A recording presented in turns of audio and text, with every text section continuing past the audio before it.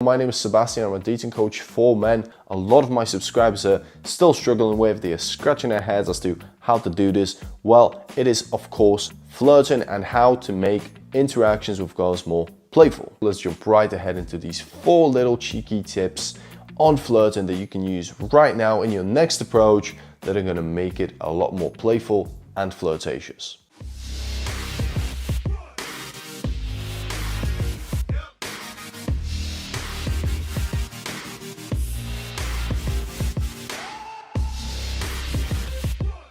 The first thing, remember that asking a question is totally normal. And then when she gives you a response, you can then exaggerate your response to get an emotional trigger from the girl. This is very important. If you want a girl to like you, she has to be emotional around you. As in, she should be laughing, she should be giggling, she should have anime eyes, and there are different forms of that depending on the girl that you're talking to. Certain girls will laugh a lot, other girls will laugh a little bit, but if you get an emotional triggers, you know you're on the right track. So you ask a girl if she likes to go out, and the girl says, yes, I love it, I love going out, I love partying, I'm actually going out this Friday, to this place, and that place, it's gonna be amazing.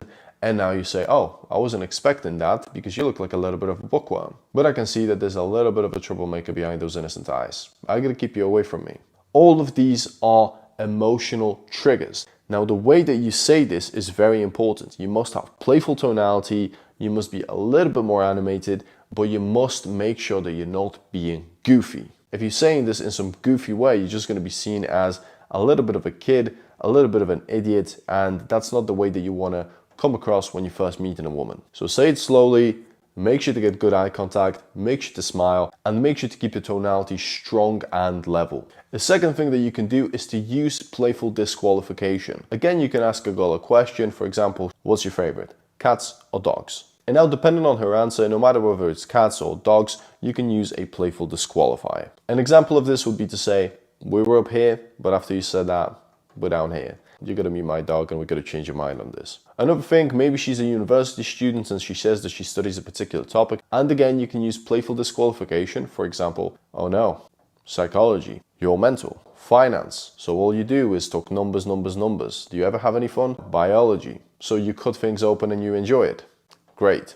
You're not really trying to be very logical here, you're just trying to get an emotional response. And this way, a girl will be more inclined to face a little bit of the challenge, maybe share a little bit more about her subject, maybe engage in the playful nature of the conversation. And now it is a little bit different than just simply asking a question about biology, like, hey, so do you like biology, or how's it studying law, which would be what most guys would do, right?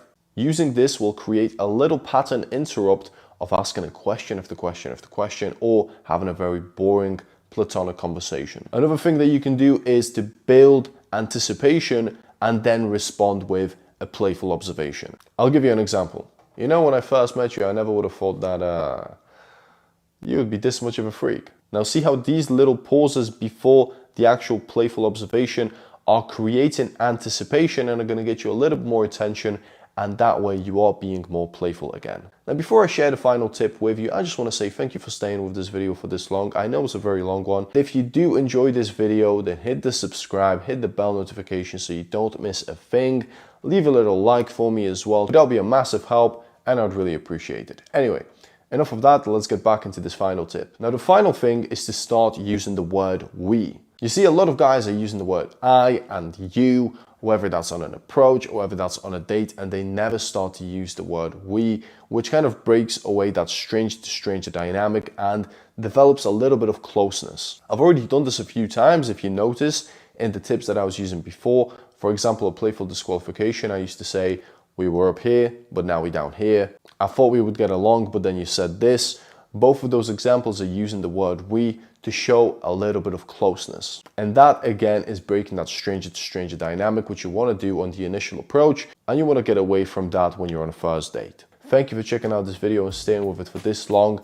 And yeah, leave a like, leave a little comment, let me know what you thought, and I'll see you in the next one. Peace out.